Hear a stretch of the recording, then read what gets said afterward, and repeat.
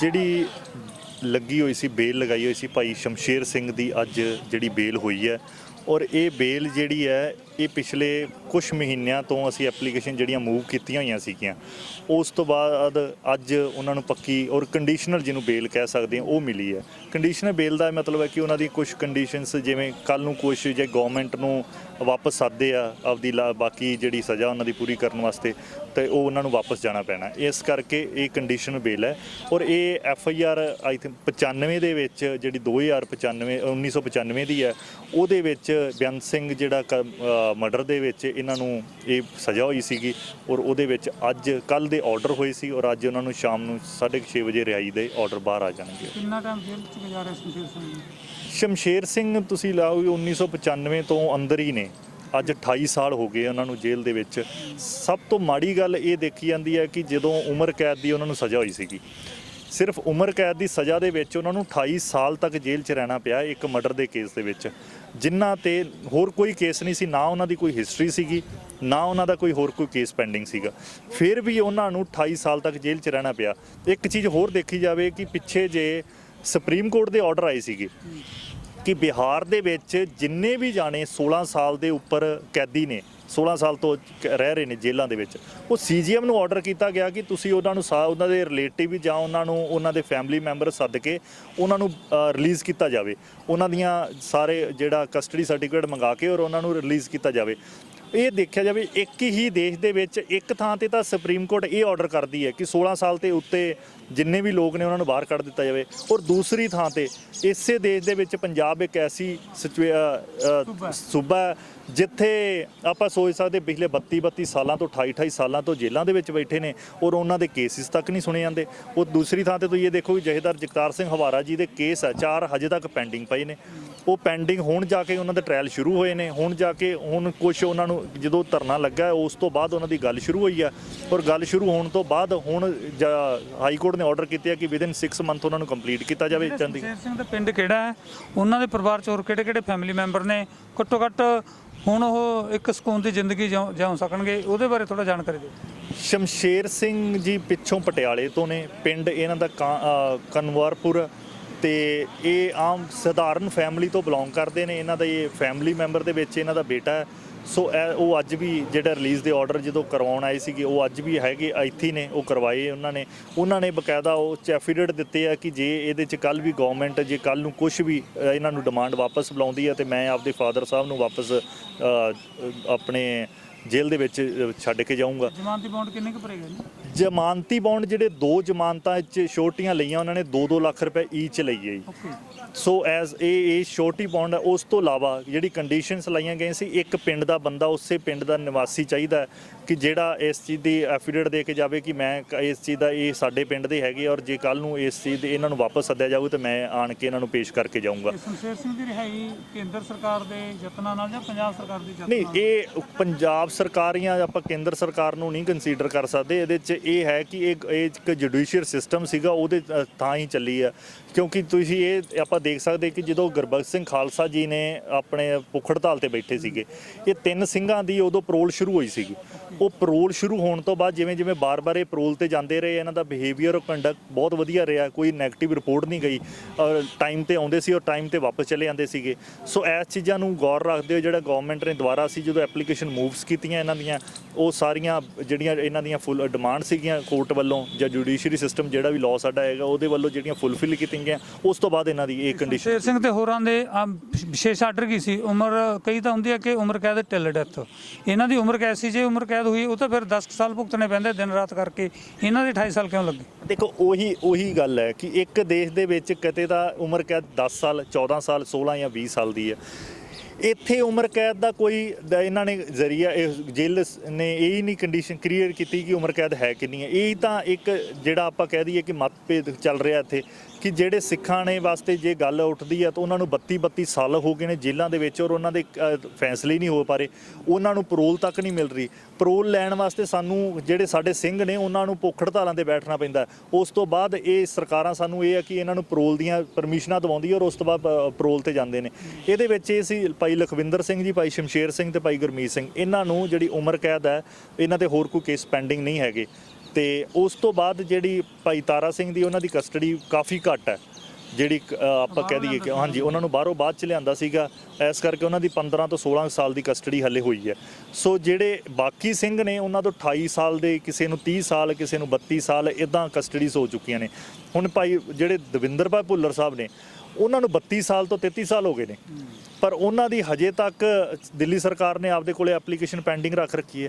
ਜਦੋਂ ਸਰਕਾਰ ਕੇਜਰੀਵਾਲ ਦੀ ਦਿੱਲੀ 'ਚ ਸੀਗੀ ਤੇ ਪੰਜਾਬ 'ਚ ਕਾਂਗਰਸ ਸਰਕਾਰ ਸੀਗੀ, ਉਦੋਂ ਇਹ ਹਵਾਲਾ ਦੇ ਦਿੱਤਾ ਜਾਂਦਾ ਸੀਗਾ ਕਿ ਕਾਂਗਰਸ ਜਿਹੜੀ ਸਰਕਾਰ ਹੈ ਉਹ ਗੱਲਬਾਤ ਕਰ ਰਹੀ ਹੈ, ਪਰ ਹੱਲੇ ਤੱਕ ਕੇਜਰੀਵਾਲ ਨੇ ਇੱਥੋਂ ਰਾਈਟ ਆਫ ਨਹੀਂ ਕੀਤਾ ਕਿ ਉਹਨਾਂ ਸਾਈਨ ਵਗੈਰਾ ਨਹੀਂ ਕਰਕੇ ਦੇ ਰਹੇ, ਤੇ ਇਸ ਕਰਕੇ ਉਹ ਬੇਲ ਉਹਨਾਂ ਨੂੰ ਉਹ ਬਾਹਰ ਨਹੀਂ ਆ ਪਾ ਰਹੇ। ਪਰ ਹੁਣ ਤਾਂ ਉਹ ਜਿਹੜਾ ਬਹਾਨਾ ਸੀਗਾ, ਜਿਹੜਾ ਐਕਸਕਿਊਜ਼ ਸੀ, ਉਹ ਵੀ ਖਤਮ ਹੋ ਚੁੱਕਿਆ। ਪੰਜਾਬ 'ਚ ਵੀ ਆਪ ਹੈ ਤੇ ਹੁਣ ਦਿੱਲੀ 'ਚ ਵੀ ਆਪ ਹੈ।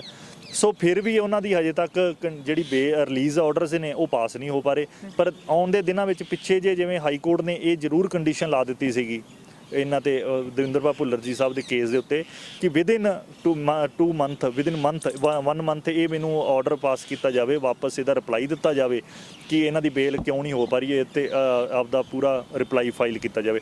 ਉਹ ਮੇ ਵੀ ਇਹ 8-10 ਨੂੰ ਜਿਹੜਾ ਉਹਨਾਂ ਦਾ ਟਾਈਮ ਪੂਰਾ ਹੋ ਜਾਣਾ, ਉਸ ਤੱਕ ਪਤਾ ਲੱਗ ਜੂਗਾ ਕਿ ਕਦੋਂ ਤੱਕ ਉਹਨਾਂ ਦੀ ਬੇਲ। ਜਿਹਨੂੰ ਤਾਂ ਉਮਰ ਕਹਿੰਦੇ ਆ ਹਵਾਰਾ ਸਮੇਤ ਕਿਹਨੂੰ ਤਾਂ ਉਮਰ ਹੋਈ ਹੈ ਬੇਅੰਤ ਕਤਲ ਕੇਸ 'ਚ? ਇਹਨਾਂ 'ਚ ਜਥੇਦਾਰ ਜਗਤਾਰ ਸਿੰਘ ਹਵਾਰਾ ਜੀ ਨੂੰ ਆ, ਔਰ ਰਾਜਵਨ ਸਾਹਿਬ ਬਲਵੰਤ ਸਿੰਘ ਰਾਜਵਨ ਨੂੰ ਨੇ, ਔਰ ਬਾਕੀ ਇਹਨਾਂ 'ਚ ਹੋਰ ਕਿਸੇ ਨੂੰ ਤਾਂ ਉਮਰ ਨਹੀਂ ਦਿੱਤੀ ਹੋਈ। ਔਰ ਜਿਹੜੀ ਆਪਾਂ ਇੱਕ ਚੀਜ਼ ਹੋਰ ਮੈਂ ਤੁਹਾਨੂੰ ਦੱਸਣਾ ਚਾਹੁੰਦਾ ਕਿ ਜਿਹੜੀ ਲਾਈਫ ਟਿਲ ਡੈਥ ਲਿਖ ਦੇਣਾ ਜਿਹਨਾਂ ਉਹ ਵਿਦਿਨ ਲਾਅ ਨਹੀਂ ਲਿਖੀ ਜਾ ਸਕਦੀ, ਉਹਨੂੰ ਆਪਾਂ ਚੈਲੰਜ ਕਰ ਸਕਦੇ ਹਾਂ। ਜੇ ਆਪਾਂ ਲਾਈਫ ਟਿਲ ਡੈਥ ਜਿਵੇਂ ਲਿਖ ਦਿੱਤਾ ਤੇ ਉਹਨੂੰ ਆਪਾਂ ਚੈਲੰਜ ਜਾ ਕੇ ਉੱਪਰਲੀ ਕੋਰਟ 'ਚ ਕਰ ਸਕਦੇ ਹਾਂ, ਇਹਦੇ 'ਚ ਹਾਂਜੀ ਟੁੱਟ ਸਕਦੀ ਹੈ। ਉਹਦੇ 'ਚ ਹਜੇ ਤੱਕ ਜਿਹੜੀ ਪੈਂਡਿੰਗ ਪਈਆਂ ਸੁਪਰੀਮ ਕੋਰਟ ਦੇ ਵਿੱਚ ਜਥੇਦਾਰ ਜਗਤਾਰ ਸਿੰਘ ਹਵਾਰਾ ਜੀ ਦੇ ਕੇਸ ਪਏ ਹੋਏ ਆ। ਉਹ ਤੁਹਾਨੂੰ ਪਤਾ ਹੈ ਕਿ ਬਲਵੰਤ ਸਿੰਘ ਰਾਜਵਨ ਦਾ ਜਿਹੜਾ ਕੇਸ ਹੈ ਉਹ ਸੈਂਟਰ ਗਵਰਨਮੈਂਟ ਨੇ ਸੁਪਰੀਮ ਕੋਰਟ ਨੇ ਆਪਦੇ ਉਹਨਾਂ ਨੂੰ ਦੇਤਾ ਸੈਂਟਰ ਗਵਰਨਮੈਂਟ ਦੇ ਹੱਥ, ਉਹ ਜਦੋਂ ਡਿਸੀਜਨ ਲੈਣਗੇ ਉਦੋਂ ਪਤਾ ਲੱਗੂਗਾ। ਸੋ ਇਸ ਕਰਕੇ ਇੱਦਾਂ ਨਹੀਂ ਹੁੰਦਾ ਕਿ ਇਹ 'ਚ ਜੇ ਲਿਖ ਦਿੱਤਾ ਗਿਆ ਤੇ ਉਹ ਪੂਰਾ ਹੀ ਹੋਣਾ, ਉਹਨੂੰ ਟੁੱਟ ਨਹੀਂ ਸਕਦਾ। ਆਖਿਰ ਤੱਕ ਪ੍ਰੈਜ਼ੀਡੈਂਟ ਕੋਲੇ ਪਾਵਰ ਹੈਗੀ ਆ, ਜੇ ਕਿਸੇ ਨੂੰ ਵੀ ਡੈਥ ਤੱਕ ਆ ਹੈਂਗ ਕਰਨ ਤੋਂ ਪਹਿਲਾਂ 1 ਮਿੰਟ ਤੱਕ ਪਹਿਲਾਂ ਵੀ ਰਿਲੀਜ਼ ਕਰ ਸਕਦੇ ਆ, ਇੰਨਾ ਤੱਕ ਪਾਵਰ ਗਵਰਨਮੈਂਟ ਕੋਲੇ ਹੈ। ਹਵਾਰਾ ਤੇ ਜਿਹੜੇ ਹੋਰ ਕੇਸ ਬਹੁਤ ਸਾਰੇ ਝੂਠੇ ਮੁੱਠੇ ਪਏ ਹੋਏ ਸੀ, ਹੁਣ 2 ਕੇਸ ਪੈਂਡਿੰਗ ਨੇ, ਖਰੜ ਵਾਲਾ ਚੰਡੀਗੜ੍ਹ ਵਾਲਾ, ਉਹ ਕੇਸਾਂ ਦਾ ਕੀ ਬਣਿਆ? ਗਵਾਹੀਆਂ ਹੋਣ ਲੱਗੀਆਂ। 4 ਕੇਸ ਜਥੇਦਾਰ ਜਗਤਾਰ ਸਿੰਘ ਜੀ ਦੇ ਹਵਾਰਾ ਤੇ ਪੈਂਡਿੰਗ ਸੀਗੇ, 2 ਹਿਮਾਲੀ ਦੇ ਕੇਸ ਸੀਗੇ ਔਰ 2 ਚੰਡੀਗੜ੍ਹ ਦੇ ਸੀ। ਇੱਕ 17 ਸੈਕਟਰ ਦੀ FIR ਸੀਗੀ, ਦੂਸਰੀ 36 ਦੀ, ਇੱਕ ਖਰੜ ਦੀ, ਇੱਕ ਸੁਹਾਣਾ ਸਾਹਿਬ ਦੀ ਹੈ। ਸੋ ਇਹ 3-4 ਥਾਣਿਆਂ ਦੇ ਕੇਸ ਪੈਂਡਿੰਗ ਨੇ। 2 ਜਿਹੜੇ ਆਪਣੇ ਖਰੜ ਵਾਲੇ ਨੇ, ਮੁਹਾਲੀ ਵਾਲੇ ਨੇ, ਉਹਦੇ ਵਿੱਚ ਜੱਜ ਸਾਹਿਬ ਨੇ 21 ਤਰੀਕ ਅਗਲੀ ਪਾਈ, 12 ਤਰੀਕ ਪਾਈ ਹੋਈ ਹੈ 12/10 ਨੂੰ। ਅੱਜ ਤਰੀਕ ਸੀ ਉਹਨਾਂ ਦੀ, ਉਹ ਫਾਈਲ ਜਿਹੜੀ ਪੁਰਾਣੀ ਸੀ ਉਹ ਵਾਪਸ ਨਾਲ ਲੱਗਣੀ ਸੀ, ਉਹ ਨਹੀਂ ਲੱਗੀ। ਸੋ ਇਸ ਕਰਕੇ ਉਹਨਾਂ ਨੇ ਦੁਬਾਰਾ ਨੈਕਸਟ ਡੇਟ ਪਾ ਦਿੱਤੀ ਹੈ 12/10। ਉਹਦੇ ਵਿੱਚ ਇੱਕ ਕੇਸ ਦੇ ਵਿੱਚ ਸਾਰੇ ਜਿੰਨੇ ਗਵਾਹ ਨੇ, ਜੱਜ ਸਾਹਿਬ ਨੇ ਪਿਛਲੀ ਡੇਟ ਤੇ ਇਹ ਜ਼ਰੂਰ ਸਖਤੀ ਨਾਲ ਕਿਹਾ ਕਿ ਅਗਲੀ ਡੇਟ ਦੇ ਉੱਤੇ ਮੈਨੂੰ ਜਿੰਨੇ ਗਵਾਹ ਨੇ ਉਹ ਸਾਰੇ ਕੋਰਟ 'ਚ ਚਾਹੀਦੇ ਨੇ, ਔਰ ਜਲਦ ਤੋਂ ਜਲਦ ਇਹ ਡਿਸੀਜਨ ਲੈ ਦੇਣਾ ਚਾਹੀਦਾ ਹੈ। ਔਰ ਆਪਾਂ ਜਿਹੜੇ ਖਰੜ ਥਾਣੇ ਦੇ ਇੰਸਪੈਕਟਰ ਨੇ ਉਹਨਾਂ ਨੂੰ ਬਕਾਇਦਾ ਸੱਦਿਆ ਗਿਆ ਉੱਥੇ, ਔਰ ਉਹਨਾਂ ਨੂੰ ਇਹ ਕਿਹਾ ਗਿਆ ਕਿ ਅਗਲੀ ਤਰੀਕ ਤੱਕ ਸਾਨੂੰ ਸਾਰੇ ਦੇ ਸਾਰੇ ਗਵਾਹ ਸਾਡੇ ਕੋਰਟ 'ਚ ਚਾਹੀਦੇ, ਔਰ ਇਹ ਜਲਦ ਤੋਂ ਜਲਦ ਜਿਹੜਾ ਡਿਸੀਜਨ ਹੈ ਖਤਮ ਹੋਣੇ ਚਾਹੀਦੇ। ਇਸ ਤਰ੍ਹਾਂ ਦੇ ਕੇਸ ਨੇ ਬੰਬ ਬਲਾਸਟ ਦੇ ਜਾਂ ਕੋਈ ਡਕੈਤੀ ਆਰਮਸ ਐਕਟ ਦੇ, ਔਰ ਆਪਣਾ ਇਹ ਬੇਸਿਕਲੀ ਇਹ ਆਰਮਸ ਐਕਟ ਦੇ ਜਿਹੜੇ ਕੇਸਿਸ ਸਾਰੇ ਹੈਗੇ ਨੇ, ਔਰ ਇਹਦੇ 'ਚ ਜ਼ਿਆਦਾ ਕੋਈ ਜਿੰਨੀ ਕਿ ਉਹਨਾਂ ਦੀ ਸਜ਼ਾ ਬਣਦੀ ਹੈ ਉਹ ਖਤਮ ਹੋ ਚੁੱਕੀ ਹੈ। ਜੇ ਉਹ ਲੈ ਵੀ ਹੁੰਦੀ ਵੀ ਹੈ, ਪਰ ਉਹ ਵੱਧ ਤੋਂ ਵੱਧ ਜੇ ਸਜ਼ਾ ਹੋ ਵੀ ਜਾਂਦੀ ਹੈ ਉਹਨਾਂ ਨੇ ਪੂਰੀ ਕਰ ਚੁੱਕੀ, ਉਹਨਾਂ ਦੀ ਉਨੀ ਤਾਂ ਕਸਟਡੀ ਹੋ ਚੁੱਕੀ ਹੈ। ਔਰ ਤੁਸੀਂ ਕੀ ਦਲੀਲ ਨਾਲ ਦਿੰਦੇ ਹੋ ਕਿ ਇਹ ਸਭ ਕੇਸ ਝੂਠੇ ਬਣਾਏ ਹੋਏ ਸੀਗੇ? ਦੇਖੋ, ਜਦੋਂ ਇਹਨਾਂ 'ਚ ਗਵਾਹੀਆਂ ਨਹੀਂ ਹੋਈਆਂ, ਗਵਾਹੀਆਂ ਹੋ ਰਹੀਆਂ, ਇਹਨਾਂ ਦੇ ਖਿਲਾਫ ਕੋਈ ਐਵੀਡੈਂਸ ਹੈ ਨਹੀਂਗਾ। ਸੋ ਇਹ ਤੁਹਾਡੇ ਸਾਹਮਣੇ ਕੋਈ ਵੀ ਗਵਾਹ ਹੈ ਨਹੀਂਗਾ, ਇਹਨਾਂ ਦੇ ਖਿਲਾਫ ਕੋਈ ਗਵਾਹ ਹੈ ਨਹੀਂਗੇ, ਕੋਈ ਗਵਾਹੀ ਵੀ ਹੈ ਨਹੀਂਗੀ। ਸੋ ਇਸ ਕਰਕੇ ਜਦੋਂ ਆਪਾਂ ਇਹ ਚੀਜ਼ਾਂ ਦੇਖ ਲਿੱਤੀਆਂ ਜਾਣ ਤਾਂ ਇਹ ਆਪੇ ਤੁਹਾਨੂੰ ਸਾਹਮਣੇ ਸਾਬਤ ਹੁੰਦਾ ਕਿ ਇਹ ਕੇਸ ਕਿਉਂ ਪਾਏ ਗਏ ਸੀ। ਯਾਨੀ ਇੱਕ ਉਮੀਦ ਆ ਕਿ ਜਗਤਾਰ ਸਿੰਘ ਹਵਾਰਾ ਵੀ ਜੇਲ੍ਹ ਚੋਂ ਬਾਹਰ ਆ ਸਕਦੇ ਨੇ, ਸਾਰਾ ਕੇਸ ਚੈਲੰਜ ਹੋ ਸਕਦਾ। ਦੇਖੋ, ਜਿਹੜੀ ਸਭ ਤੋਂ ਪਹਿਲਾਂ ਤਾਂ ਉਹਨਾਂ ਨੂੰ ਪਰੋਲ ਦੀ ਗੱਲ ਹੋ ਰਹੀ ਹੈ। ਇੱਕ ਪਿੱਛੇ ਜੇ ਅਸੀਂ ਜਿਹੜਾ ਇਹਨਾਂ ਨੂੰ ਜਥੇਦਾਰ ਜਗਤਾਰ ਸਿੰਘ ਹਵਾਰਾ ਨੂੰ ਪੰਜਾਬ ਲਿਆਉਣ ਦੀ ਗੱਲ ਕਰਦੇ ਸੀ ਤਾਂ ਕਿ ਟ੍ਰਾਇਲ ਜਲਦੀ ਤੋਂ ਜਲਦੀ ਸ਼ੁਰੂ ਹੋ ਸਕੇ, ਉਹਦੇ ਵਿੱਚ ਇਹਨਾਂ ਨੇ ਇੱਕ ਬਾਰ-ਬਾਰ ਇੱਕ ਕੋਟ ਕਰਦੇ ਹੁੰਦੇ ਸੀਗੇ ਕਿ ਅਸੀਂ ਜਿਹੜੀ ਜੱਜਮੈਂਟ ਲਾਈ ਹੈ ਜਾਂ ਹਾਈ ਕੋਰਟ ਨੇ ਇਹ ਗੱਲ ਕੀਤੀ ਹੈ ਕਿ ਤੁਸੀਂ ਥਰੂ VC ਇਹਨੂੰ ਚਲਾ ਸਕਦੇ ਹੋ। ਅਸੀਂ ਉਹ ਜੱਜਮੈਂਟ ਨੂੰ ਜੋ ਜੱਜ ਸਾਹਿਬ ਸਾਹਮਣੇ ਰੱਖਿਆ ਤੇ ਉਹਦੇ ਵਿੱਚ ਇਹ ਲਿਖਿਆ ਹੋਇਆ ਸੀਗਾ ਕਿ ਬਕਾਇਦਾ ਪੰਜਾਬ, ਹਰਿਆਣਾ ਔਰ UT ਉਹ ਜੱਜਮੈਂਟ ਸਿਰਫ ਇਹਨਾਂ 3 ਸੂਬਿਆਂ ਦੇ ਉੱਤੇ ਲਾਗੂ ਹੁੰਦੀ ਹੈ, ਨਾ ਕਿ ਉਹਦੇ ਵਿੱਚ ਜਿਹੜੀ ਆਪਣਾ ਦਿੱਲੀ ਹੈ ਉਹ ਕੰਸੀਡਰ ਹੀ ਨਹੀਂ ਹੈਗੀ ਸੀਗੀ, ਉਹਦੇ ਵਿੱਚ ਨਾਮ ਹੈ ਨਹੀਂ ਸੀਗਾ। ਸੋ ਅਸੀਂ ਜਦੋਂ ਜੱਜ ਸਾਹਿਬ ਸਾਹਮਣੇ ਇਹ ਗੱਲ ਲੈ ਕੇ ਆਂਦੀ ਤਾਂ ਉਹਨਾਂ ਨੇ ਇਹਦਾ ਰਿਪਲਾਈ ਮੰਗਿਆ। ਉਹ 12 ਤਰੀਕ ਨੂੰ ਮੇ ਵੀ ਉਹਨਾਂ ਨੂੰ ਰਿਪਲਾਈ ਦੇਣਾ ਪੈਣਾ, ਮੇ ਵੀ ਨੈਕਸਟ ਡੇਟ ਤੇ ਕੁਛ ਨਾ ਕੁਛ ਆਰਡਰ ਹੋ ਜੇ, ਜਾਂ ਫਿਰ ਉਹਦਾ ਵੀਸੀ ਦਾ ਜੇ ਕੋਈ ਨਹੀਂ ਕਰਦੇ ਜਾਂ ਉਹਦਾ ਦੇਖਦੇ ਆ ਨਵਾਂ ਐਕਸਕਿਊਜ਼ ਕੀ ਦਿੰਦੇ। ਜਿਵੇਂ ਪਿਛਲੀ ਵਾਰੀ ਜਿਹੜੇ ਆਰਡਰ ਹੋਏ ਸੀ ਉਦੋਂ ਇਹਨਾਂ ਨੇ 15 ਅਗਸਤ ਤੇ ਆਰਡਰ ਦਿੱਤਾ ਸੀਗਾ ਕਿ 15 ਅਗਸਤ ਕਰਕੇ ਅਸੀਂ ਸਿਕਿਉਰਿਟੀ ਰੀਜ਼ਨਸ ਨੇ ਸਾਡੇ ਕੋਲੇ, ਇਸ ਕਰਕੇ ਅਸੀਂ ਲੈ ਕੇ ਨਹੀਂ ਆ ਸਕਦੇ। ਔਰ ਦੂਸਰੇ ਪਾਸੇ ਤੁਸੀਂ ਦੇਖਿਆ ਜਾਵੇ ਜਿਹੜੇ ਗੈਂਗਸਟਰਸ ਨੇ ਉਹਨਾਂ ਨੂੰ ਪੰਜਾਬ ਦੀਆਂ ਹਰ ਜੇਲ੍ਹਾਂ ਵਿੱਚ ਲੈ ਕੇ ਜਾ ਰਹੇ ਆ, ਹਰ ਜੇਲ੍ਹ ਦੇ। ਦੀ ਤਰ੍ਹਾਂ ਹੋਰ ਕਿਹੜੇ ਬੰਦੀ ਸਿੰਘਾਂ ਦੀ ਨੇੜੇ ਭਵਿੱਖ 'ਚ ਰਿਹਾਈ ਹੋਣ ਦੀ ਸੰਭਾਵਨਾ? ਦੇਖੋ ਜਿਹੜੀ ਇਹਨਾਂ 'ਚ 2 ਜਾਣਿਆਂ ਦੀ ਤਿੰਨਾਂ ਦੀ ਅੱਜ ਰਿਹਾਈ ਹੋ ਚੁੱਕੀ ਹੈ। ਇੱਕ ਤਾਂ ਭਾਈ ਲਖਵਿੰਦਰ ਸਿੰਘ ਦੀ ਪਹਿਲਾਂ ਹੋ ਗਈ ਹੈ, ਉਸ ਤੋਂ ਬਾਅਦ ਗੁਰਮੀਤ ਸਿੰਘ ਦੀ ਰਿਹਾਈ ਹੋ ਚੁੱਕੀ ਹੈ, ਔਰ ਤੀਸਰੀ ਸ਼ਮਸ਼ੇਰ ਸਿੰਘ ਦੀ ਹੈ। ਇਸ ਤੋਂ ਬਾਅਦ ਭਾਈ ਭਿਓਰਾ ਸਿੰਘ ਜੀ, ਪਰਮਜੀਤ ਭਿਓਰਾ ਨੇ, ਉਹਨਾਂ ਦੀ ਹੁਣ ਇਸ ਤੋਂ ਬਾਅਦ ਅਸੀਂ ਐਪਲੀਕੇਸ਼ਨ ਮੂਵ ਕਰਦੇ ਹਾਂ, ਉਹ ਜਲਦ ਤੋਂ ਜਲਦ ਹੋਣਗੇ। ਔਰ ਭਾਈ ਤਾਰਾ ਜੀ ਦੀ ਕਸਟਡੀ ਜਿਹੜੀ ਹੈਗੀ ਆ ਉਹ ਥੋੜੀ ਜੀ ਹੈ, ਔਰ ਉਹਨਾਂ ਦੀ ਵੀ ਗੱਲਬਾਤ ਚੱਲ ਰਹੀ ਹੈ ਜੇ ਉਹ ਚੀਜ਼ ਪਰੋਲ ਸ਼ੁਰੂ ਹੋ ਜੇ ਉਹਨਾਂ ਦੀ।